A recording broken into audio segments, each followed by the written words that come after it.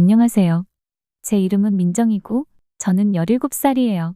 저는 북한에 살고 있어요. 여기서는 매일이 똑같이 느껴져요. 아침에 일어나서 학교에 가고 일을 하고 지도자들을 찬양하는 모임에 참석해요. 이게 제가 평생 알고 지낸 전부였어요. 하지만 요즘 들어 뭔가가 빠진 것 같은 느낌이 들기 시작했어요. 어느 날 저녁 모든 것이 변했어요. 저는 친구 수연이네 집에 놀러 갔었어요. 작은 거실에 앉아 하루 동안 있었던 일에 대해 이야기하고 있었는데 수연의 부모님이 잠시 외출하셨어요. 수연이는 주변을 조심스럽게 둘러보더니 작은 목소리로 말했어요. 멋진 거 보고 싶어? 제 심장이 두근거리기 시작했어요. 수연이는 우리 모두처럼 항상 조심스러웠거든요.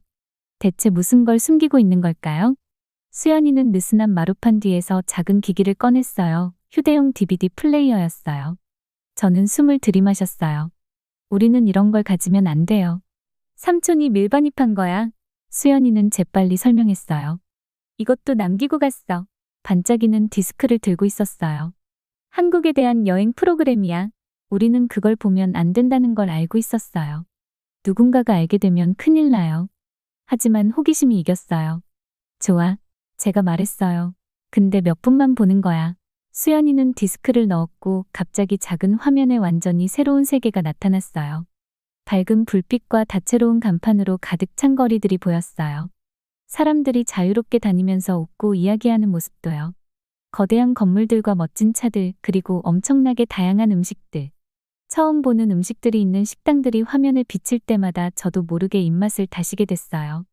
하지만 정말 제 눈길을 사로잡은 것은 젊은이들이었어요. 큰 교실에서 학생들이 손을 들고 질문하는 모습을 봤어요. 그들은 공개적으로 의견을 나누고 있었어요. 우리가 여기서는 절대 하지 않는 일이죠. 다른 장면에서는 친구들이 카페에 앉아 음료를 마시며 농담을 주고받고 있었어요. 그들은 정말 행복해 보였어요. 그리고 자유로워 보였어요. 저는 눈을 뗄 수가 없었어요. 이곳, 남한은 지리적으로 우리와 가까운데도 마치 다른 행성처럼 느껴졌어요. 어떻게 국경을 하나 넘는다고 해서 이렇게 모든 게 달라질 수 있는 걸까요? 우리는 너무 오래 보고 말았어요. 수연이 부모님이 돌아오는 소리가 들리자 우리는 급히 모든 것을 숨겼어요. 하지만 그 장면들은 제 머릿속에 남아 있었어요. 그날 밤, 저는 잠을 이룰 수가 없었어요. 계속해서 제가 본 것들이 머릿속을 맴돌았어요. 이게 정말일까? 아니면 다른 나라에 대해 우리가 보는 것처럼 그저 선전일까? 하지만 마음 깊은 곳에서는 알았어요. 그 사람들의 얼굴에 비친 기쁨, 거리의 에너지는 절대 꾸며낼 수 있는 게 아니었어요. 며칠이 지나자 저는 전에 신경 쓰지 않았던 것들을 눈치채기 시작했어요. 우리 가게의 선반이 자주 비어있는 모습, 사람들이 특정 주제에 대해 이야기할 때 목소리를 낮추는 모습, 우리가 모두 같은 스타일의 옷을 입고 있어서 자기 표현의 여지가 없는 모습 말이에요. 저는 조심스럽게 질문을 던지기 시작했어요. 선생님, 왜 우리는 다른 나라에 대해 더 많이 배우지 않나요? 라고 수업 시간에 물어보기도 하고 부모님께는 남한은 어떤 곳일까? 라고 무심코 얘기해 보기도 했어요. 그들의 반응은 항상 같았어요. 주제를 재빨리 바꾸거나 주변을 신경 쓰는 듯한 불안한 눈길을 보이는 거죠. 마치 눈앞에 장막이 걷힌 것 같았어요. 제가 평소에 당연하게 받아들였던 세상의 틈새들이 보이기 시작했어요. 왜 우리는 우리나라 안에서도 자유롭게 여행할 수 없을까? 왜 우리는 지도자들을 찬양하는 모임에 그렇게 자주 참석해야 할까? 왜 우리는 원하는 직업을 선택하거나 살고 싶은 곳을 고를 수 없을까? 하지만 이런 새로운 인식과 함께 위험도 따라왔어요. 저는 조심해야 한다는 걸 알고 있었어요. 질문을 너무 많이 하거나 외부 세계에 대한 관심을 너무 많이 보이는 사람들은 종종 사라졌거든요. 그래서 저는 생각을 숨기는 법을 배웠어요. 마음이 얼마나 빠르게 돌아가든 얼굴은 무표정하게 유지하는 법을요. 그래도 조용한 순간마다 저는 눈을 감고 서울의 거리를 상상했어요. 군중 속을 걸으며 가고 싶은 곳 어디든 갈 수 있고 생각하는 걸 뭐든 말할 수 있는 그런 상상을요. 그 꿈은 너무 생생해서 거의 맛볼 수 있을 것 같았어요. 그 다큐멘터리를 처음 본 지 5년이 지났지만 나는 잊을 수가 없었어요. 이제 22살이 된 나는 작은 북한 마을의 한 공장에서 일하고 있었어요. 매일이 똑같았죠. 아침에 일어나서 일하러 가고 동네 모임에 참석하고 잠자리에 드는 일상이 반복됐어요. 하지만 내 마음속은 달랐어요. 저는 정말 연기를 잘하게 되었어요. 겉으로는 완벽한 시민처럼 보였죠. 모임에서 미소를 짓고 박수를 쳤고 공장에서 열심히 일했어요. 하지만 머릿속으로는 언제나 그 다른 세상에 대해 생각하고 있었어요. 사람들이 자유롭고 행복해 보였던 그 세상 말이에요. 어느 날 공장에서 가슴이 뛰는 소리를 들었어요. 두 여자가 내 근처에서 속삭이고 있었죠. 아무도 듣지 못할 거라고 생각했겠지만 몇 마디를 들을 수 있었어요. 그들은 누군가 중국으로 넘어가게 도와주는 사람에 대해 이야기하고 있었어요. 저는 일하는 척했지만 머릿속은 온통 뒤죽박죽이었죠. 이게 내게 주어진 탈출의 기회일까? 그날 밤 잠을 잘 수가 없었어요. 이리저리 뒤척이면서 들었던 이야기에 대해 생각했어요. 떠난다는 생각은 흥분되면서도 두려웠어요. 떠나면 다시는 가족을 못 볼 수도 있었어요. 잡혀서 수용소에 끌려갈 수도 있었죠. 하지만 여기 남아있으면 평생 연기하며 살아야 했어요. 자유롭게 사는 게 어떤 건지 절대 알 수 없을 거예요. 부모님 생각이 났어요. 부모님은 항상 저에게 잘해주셨어요. 삶이 힘들었지만 말이죠. 먹을 것과 입을 것을 마련해 주기 위해 그렇게 애쓰셨어요. 내가 어떻게 부모님을 떠날 수 있을까? 하지만 미래에 대해 생각했어요. 여기 남아있으면 아마 결혼하고 나만의 아이들을 낳게 되겠죠. 내가 그 아이들이 이런 세상에서 자라게 하고 싶을까? 자유가 뭔지도 모른 채 말이에요. 며칠 동안 다른 생각을 할 수가 없었어요. 거리를 오가는 사람들을 보며 나와 같은 생각을 하고 있는지 궁금했어요. 그들도 다른 삶을 꿈꾸고 있을까요? 아니면 이곳에서 행복한 걸까요? 여기저기 걸려있는 우리 지도자들의 큰 초상화를 보면서 예전에는 그냥 당연하게 여겼지만 이제는 그들이 나를 감시하고 내 생각을 판단하는 것처럼 느껴졌어요.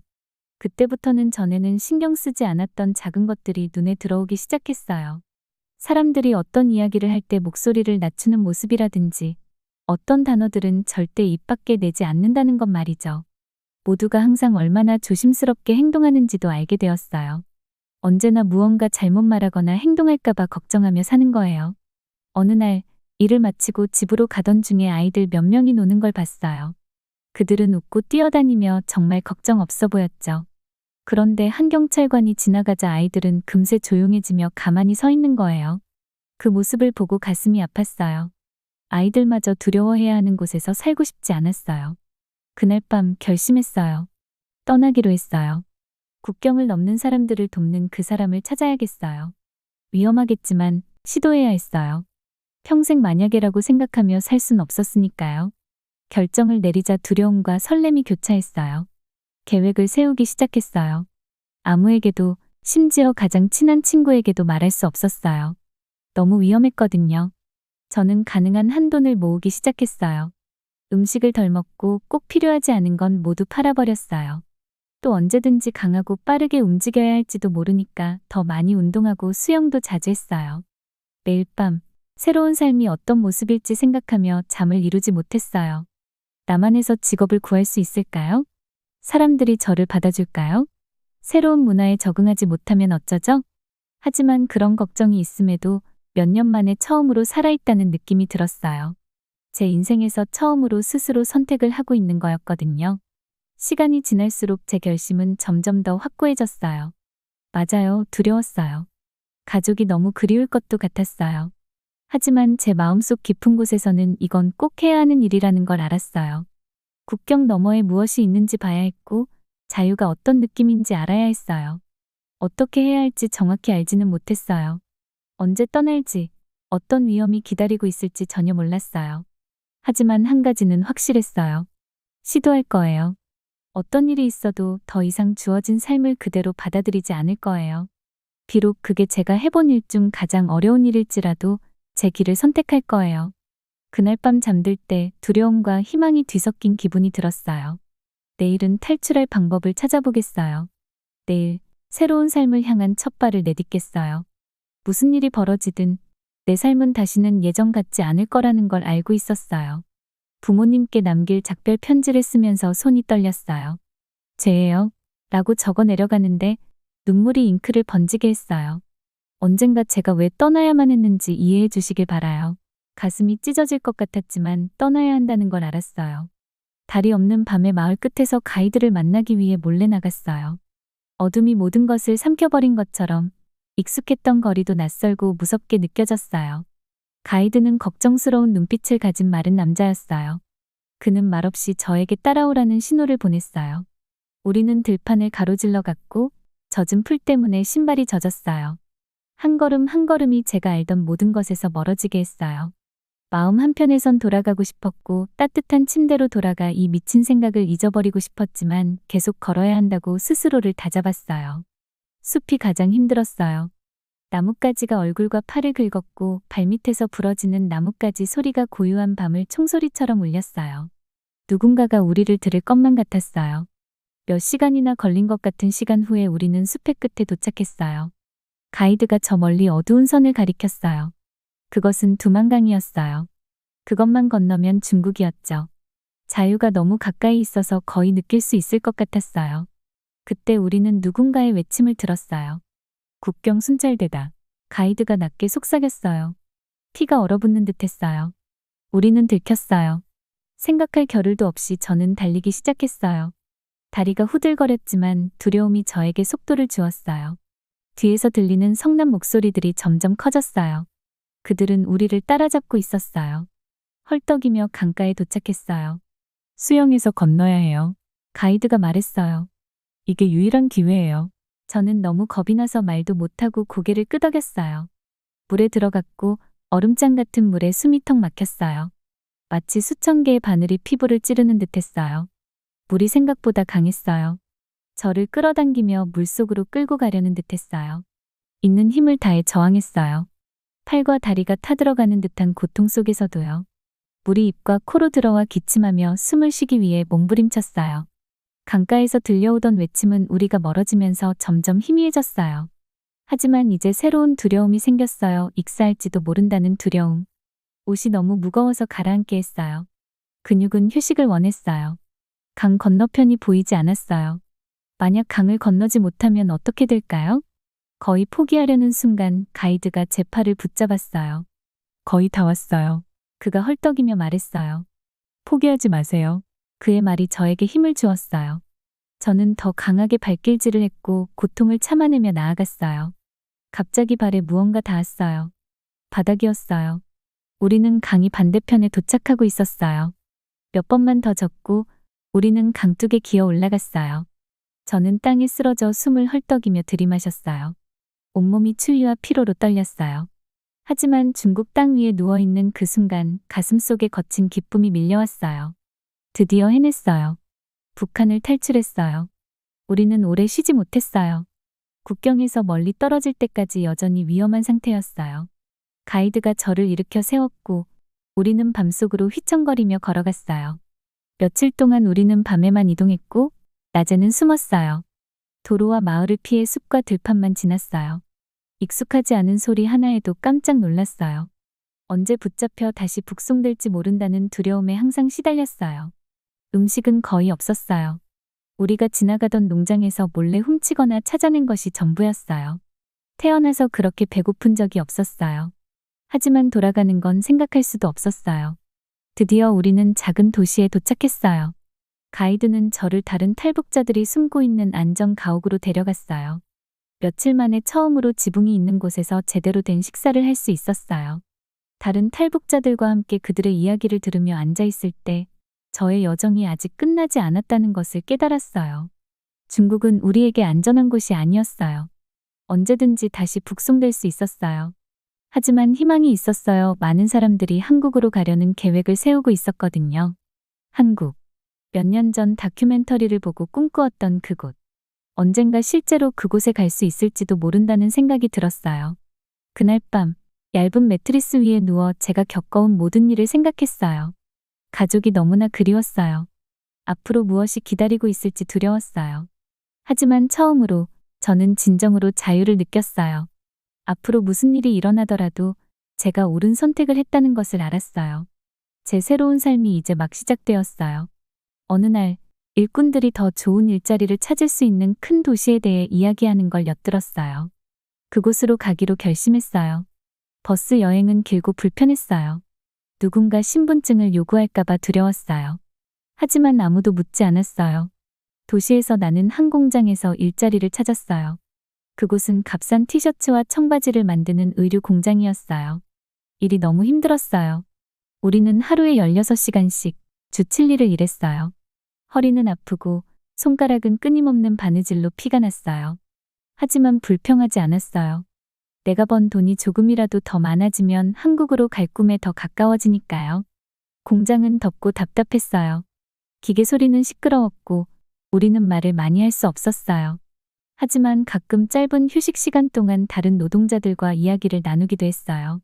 대부분은 중국인이었지만 나처럼 북한에서 온 사람들도 몇 명 있었어요. 어느 날 새로운 노동자가 우리에게 합류했어요. 그녀는 중국인이었지만 다른 사람들과는 달라 보였어요. 그녀는 더 친절했고 나에게 더 많은 호기심을 보였어요. 우리는 휴식 시간에 이야기를 나누기 시작했어요. 그녀의 이름은 메이였어요. 몇 주 후 메이와 나는 친구가 되었어요. 어느 날 그녀가 저를 저녁 식사에 초대했어요. 긴장되었지만 기뻤어요. 진짜 친구를 사귄 지 너무 오래됐거든요. 메이의 집은 작지만 아늑했어요. 식사를 하면서 우리는 우리 인생에 대해 이야기했어요. 나는 북한에 대해서, 탈출에 대해서 이야기했어요. 그녀는 눈을 크게 뜨고 들었어요. 그러더니 그녀가 모든 것을 바꿔놓을 말을 했어요. 내가 너를 한국으로 갈 수 있게 도와줄 사람을 알고 있어. 그녀가 속삭였어요. 가슴이 두근거렸어요. 그게 정말일까요? 이렇게 오랜 시간이 지나서야 제 꿈이 마침내 이루어질 수 있는 걸까요? 메이는 저에게 주소를 주면서 다음날 그곳으로 가라고 했어요. 그날 밤 잠을 거의 못 잤어요. 너무 기쁘면서도 무서웠어요. 만약 이게 함정이라면 어쩌죠? 다음날 메이가 준 주소로 갔어요. 그곳은 조용한 동네에 있었어요. 다가가자 그림자 속에 세 남자가 서 있는 게 보였어요.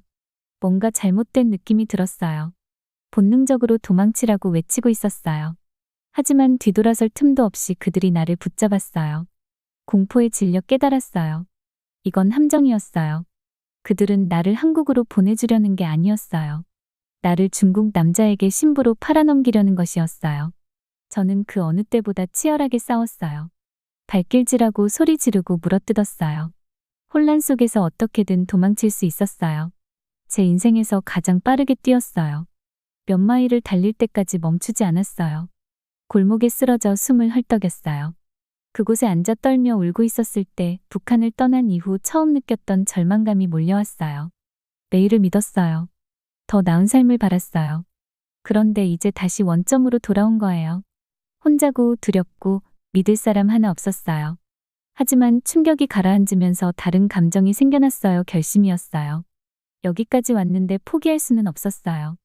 나는 국경 수비대를 마주하고 얼어붙은 강을 건너고 손이 피가 나도록 일했어요. 이번 실패가 나를 멈추게 하진 않을 거예요. 나는 다시 일어나 공장으로 돌아갔어요. 더 열심히 일하고 더 많은 돈을 모아야 했어요. 더 조심하고 쉽게 믿지 말아야겠다고 결심했어요.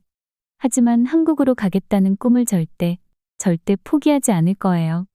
그 후 몇 달은 내 인생에서 가장 힘든 시간이었어요. 나는 더 긴 시간 동안 일하고 거의 잠도 자지 않고 거의 먹지도 않았어요.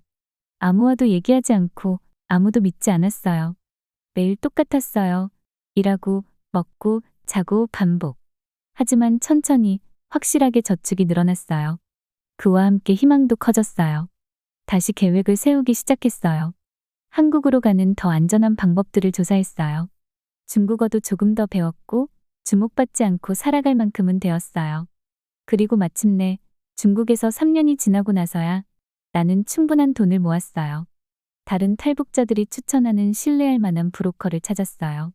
이제 한국으로 가는 마지막 여정을 떠날 때였어요. 새로운 집으로 데려다줄 비행기에 탑승할 때 내가 겪어왔던 모든 일을 떠올렸어요. 두려움, 고통, 배신. 하지만 동시에 내가 발견한 내 안의 힘과 내가 몰랐던 회복력을 떠올렸어요. 나는 더 이상 두만강을 건넜던 것만은 소녀가 아니었어요. 나는 생존자였어요. 그리고 이제 마침내 나는 집으로 가고 있었어요. 비행기가 한국 땅에 닿았을 때 제 심장은 마구 뛰었어요. 드디어 이 순간이 왔어요. 수년간의 고생과 두려움 끝에 제가 드디어 이곳에 도착한 거예요. 비행기에서 내리는 순간 다리가 후들거렸어요.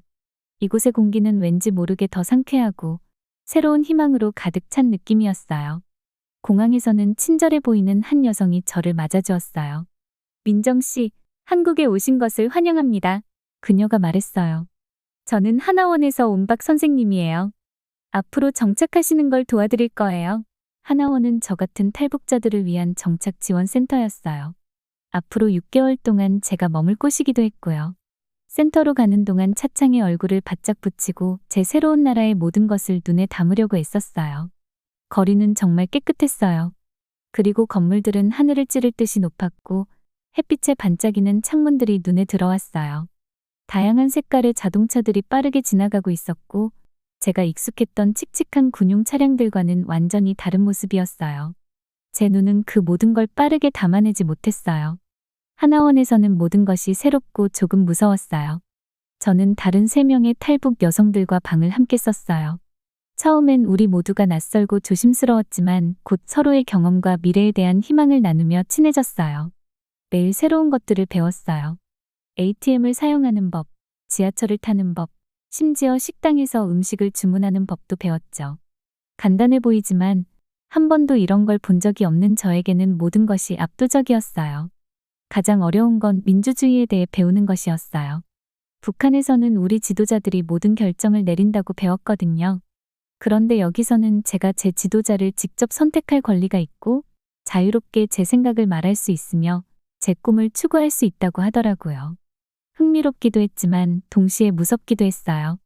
만약 제가 잘못된 선택을 한다면 어떻게 될까 걱정됐어요. 어느 날 한국 역사 수업 도중 갑자기 눈물이 터졌어요. 선생님이 깜짝 놀라셨어요. 민정 씨, 무슨 일이에요? 라고 물으셨어요. 제가 알았던 모든 게 거짓말이었어요. 제가 울먹이며 말했어요.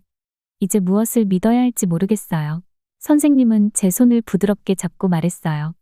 혼란스러워하는 것도 괜찮아요. 진실을 배우는 건 아플 수 있죠. 하지만 이제 스스로 정보를 찾아보고 판단할 자유가 생긴 거예요. 그건 아주 소중한 선물이랍니다. 선생님의 그 말씀이 마음에 깊이 남았어요. 그날 이후로 저는 새롭게 다가온 삶에 다시 힘을 내어 배우기 시작했어요. 이번 기회를 최대한 잘 활용하고 싶었거든요. 6개월 후 하나원을 떠날 때가 되었어요. 설레면서도 두려웠어요. 이 크고 빠르게 돌아가는 세상에서 제가 어떻게 살아남을 수 있을까요? 첫 번째 도전은 집을 구하는 것이었어요. 정부에서 작은 주거 보조금을 제공했지만 그걸로는 좋은 집을 구하기엔 턱없이 부족했어요. 결국 서울 외곽의 작은 원룸에 자리 잡게 되었어요. 방은 비좁았고 벽지는 벗겨지고 있었지만 이곳은 저만의 공간이었어요. 태어나 처음으로 제가 소유한 공간이었어요. 그 다음 도전은 일자리를 구하는 것이었어요. 여기서 현실의 벽에 부딪혔어요. 하나원에서 배운 것들이 있었지만 여전히 남한 친구들에 비해 많이 뒤처져 있었거든요. 저의 북한 억양은 저를 이방인으로 만들었고 많은 고용주들이 저를 고용하는 걸 꺼려했어요. 저는 집 청소부터 시작했어요. 힘든 일이었고 가끔 집주인들이 제 억양 때문에 저를 멍청하다고 여겼지만 저는 굴하지 않았어요. 매일 저녁 바닥을 문질러 닦고 창문을 닫고 나서도 공부했어요. 남한 억양을 연습하고 새로운 단어를 배우고 읽을 수 있는 모든 것을 읽었어요. 주말에는 식당에서 서빙하거나 슈퍼마켓에서 진열대를 채우는 등의 일을 추가로 했어요. 힘들었지만 벌어들인 돈 하나하나가 저에게는 승리처럼 느껴졌어요. 천천히 상황이 나아지기 시작했어요. 몇몇 동료들과 친구가 되었어요. 그들은 저의 북한에서의 삶에 대해 궁금해했고 저는 그 경험들을 나누며 제 마음을 정리할 수 있었어요. 처음으로 저는 제 과거에 대해 두려움 없이 말할 수 있었어요. 친구 중 한 명인 지수는 저를 그녀의 교회에서 진행하는 무료 언어 교환 프로그램에 초대했어요.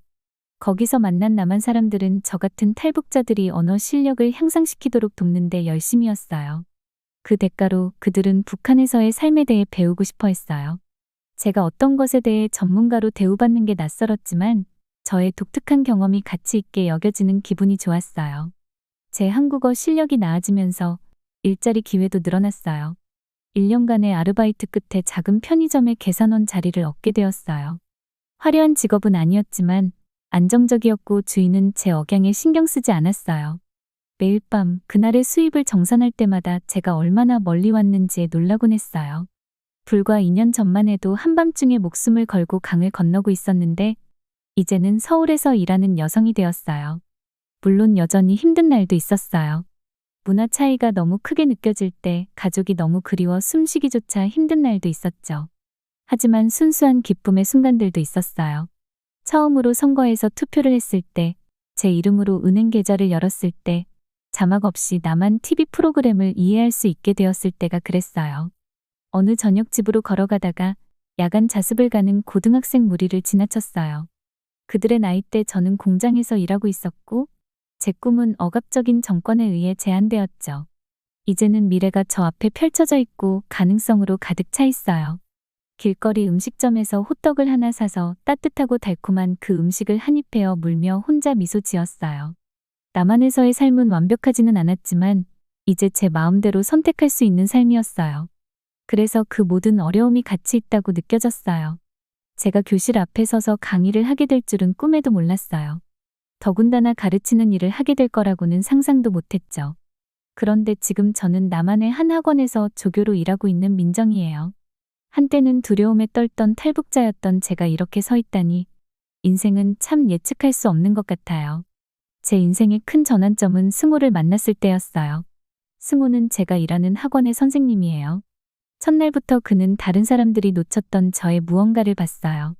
제 북한 억양을 넘어서 제 결단력을 보았던 거죠. 어느 날 수업이 끝난 후 승호가 저에게 말했어요. 민정 씨, 정식 교사가 되는 것에 대해 생각해 본 적 있나요? 저는 웃었어요. 제가요? 교사라뇨? 저는 커피 한 잔 주문할 때도 사람들이 제 억양 때문에 쳐다보는 걸요. 하지만 승호는 웃지 않았어요. 진지한 눈빛으로 말했죠. 민정 씨의 억양은 약점이 아니에요. 오히려 강점이에요. 학생들에게 큰 도움이 될 수 있는 독특한 관점을 가지고 있잖아요. 그의 말이 제 마음에 깊이 남았어요. 제가 정말 교사가 될 수 있을까요?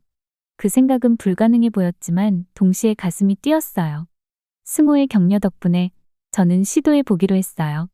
그 어느 때보다 열심히 공부했고 남한 억양을 익히기 위해 시간과 노력을 쏟았어요. 새로운 교수법을 배우고 북한에서는 들어본 적도 없는 과목들을 공부했죠. 쉬운 길은 아니었어요. 포기하고 싶은 날도 많았죠. 어떤 학부모가 탈북자가 자기 아이를 가르친다고 불평을 한 적도 있었고 어떤 학생이 제 억양을 따라하며 반 전체를 웃기기도 했어요. 그런 순간들은 저를 아프게 했지만 동시에 더욱 결심하게 만들었어요. 천천히 그러나 확실히 저는 나아졌어요. 억양은 부드러워졌고 자신감은 커졌어요. 무엇보다도 저는 가르치는 일이 정말 좋다는 것을 깨달았어요. 학생이 어려운 개념을 드디어 이해했을 때 눈이 반짝이는 모습을 보는 것, 세상에 그보다 더 좋은 기분은 없더라고요. 제 역할에 점점 익숙해지면서 저는 제 과거 이야기를 학생들과 더 많이 나누기 시작했어요. 북한에서의 삶, 탈출 과정 그리고 남한에서의 어려움에 대해 이야기했어요. 처음에는 두려웠어요. 학생들이 저를 판단하지 않을까? 저를 낮춰보지는 않을까? 하지만 그들의 반응은 제 예상을 뛰어넘었어요. 그들은 호기심이 많았고 공감해 주었으며 더 많은 것을 배우고 싶어 했어요. 많은 학생들이 탈북자를 처음 만나는 거였어요. 제 이야기는 그들이 종종 당연하게 여기던 자유의 소중함을 이해하는 데 도움이 되었죠. 어느 날, 특히 힘든 기억을 공유한 후 한 학생이 손을 들었어요. 민정 선생님, 그녀가 말했어요. 선생님은 정말 용감하세요. 저는 선생님이 하신 일을 할 수 있었을 것 같지 않아요. 그녀의 말은 제게 깊은 감동을 주었어요. 처음으로 제 여정이 정말 자랑스러웠어요. 이 경험들의 영감을 받아 승호와 저는 더 많은 일을 할 수 있는 방법을 이야기하기 시작했어요. 탈북자들을 더 도울 수 있다면 어떨까요? 어느 날 커피를 마시며 제가 제안했어요. 승호의 눈이 반짝였어요. 좋은 생각이에요. 이곳에서 그들이 적응하는 데 도움이 되는 프로그램을 시작할 수 있겠네요. 그렇게 해서 우리의 작은 프로젝트가 시작되었어요. 우리는 작게 시작했어요. 탈북자들이 남한어를 연습할 수 있는 모임을 조직했어요. 그런 다음 멘토링 프로그램을 추가해 새로운 도착자들을 먼저 온 사람들이 돕도록 했어요. 소문이 퍼지면서 우리의 프로그램은 점점 커졌어요. 우리는 컴퓨터 기술부터 면접 기술까지 다양한 직업 훈련 워크숍을 열었고 남한 사람들과 북한 사람들이 서로 배울 수 있는 문화 교류 프로그램도 마련했어요. 항상 순탄하지만은 않았어요. 적을 왜 돕느냐, 며 이해하지 못하는 남한 사람들의 회의적인 시선도 있었고 노출을 두려워해 참여를 망설이는 탈북자들도 있었어요. 하지만 매번의 좌절에도 12번의 성공이 있었어요. 우리 멘티 중 한 명이 대기업에 처음으로 취직한 날이라든지 프로그램 덕분에 북한 사람들에 대한 시각이 완전히 바뀌었다고 말한 남한 참가자의 이야기라든지 우리의 노력은 점점 주목받기 시작했어요.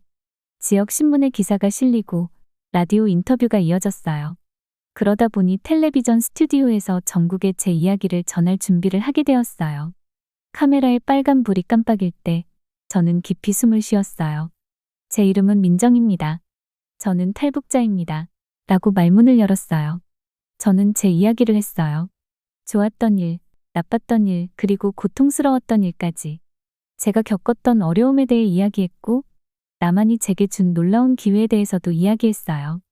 무엇보다도 희망에 대해 이야기했어요. 지금 이 방송을 보고 있는 모든 탈북자들에게 저는 카메라를 똑바로 바라보며 말했어요. 당신은 혼자가 아닙니다. 여러분의 여정은 힘들겠지만 그만한 가치가 있어요. 남한은 두 번째 기회의 땅이에요. 여기서 여러분의 꿈이 이루어질 수 있어요. 인터뷰가 방송된 후 우리의 프로그램은 폭발적으로 성장했어요. 전국 각지에서 전화와 이메일이 쏟아졌어요. 도움을 요청하는 탈북자들, 자원하고 싶다는 남한 사람들, 심지어 우리의 일을 지원하고 싶다는 정부 관계자들까지. 그 모든 것은 굉장했어요. 그야말로 최고의 방식으로요. 처음으로 저는 정말로 변화를 만들고 있다고 느꼈어요. 오늘도 저는 새로 도착한 탈북자들 앞에 서 있어요. 그들의 눈에서 제가 한때 느꼈던 두려움과 희망을 보죠. 집에 온 것을 환영해요. 감정이 담긴 목소리로 제가 말해요. 여러분의 여정은 길었지만 그만한 가치가 있어요. 함께라면 더 밝은 미래를 만들어 나갈 수 있을 거예요. 그들이 박수를 칠 때 제 가슴에는 따뜻함이 느껴져요. 얼마나 먼 길을 걸어왔는지 생각해요. 두만강을 건너던 겁에 질린 소녀에서 다른 사람들의 길을 찾도록 돕는 여성이 되기까지. 쉽지 않은 길이었지만 모든 고난, 모든 눈물, 모든 의심의 순간이 그럴 만한 가치가 있었어요. 여기가 이제 제 집이에요. 단지 남한이라는 나라만이 아니라 이 역할, 이 목적이요. 저는 제 자신의 자유를 찾았을 뿐만 아니라 다른 이들이 그들의 자유를 찾도록 돕고 있어요. 그리고 그보다 더 큰 기쁨은 없어요.